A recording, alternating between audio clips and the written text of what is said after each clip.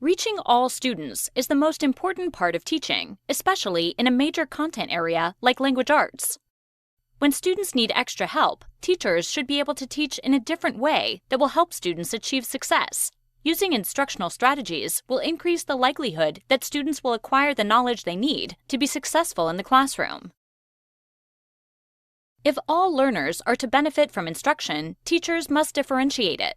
When instruction is differentiated, it's offered in a variety of ways, i.e., whole group, small group, one-on-one, using a variety of resources, for example, computer, textbooks, and worksheets that will engage students and support their comprehension development.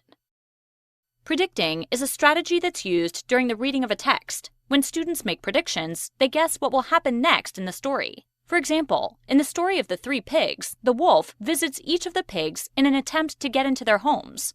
After the wolf visits the first pig's home and blows the house down, the teacher may ask students, "What do you think will happen next when the wolf visits the next pig's home?"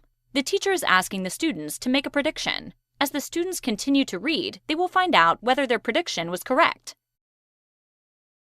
The basis of reciprocal teaching is that students will assume the role of the teacher when presenting a concept or lesson to their peers in the classroom. The student is responsible for gathering all significant information and materials needed to become a facilitator of learning. Case in point, if the class is embarking on a poetry unit, the teacher may assign different types of poetry to students for which they would create a lesson. The students would eventually present the lesson to the class using various resources and methods.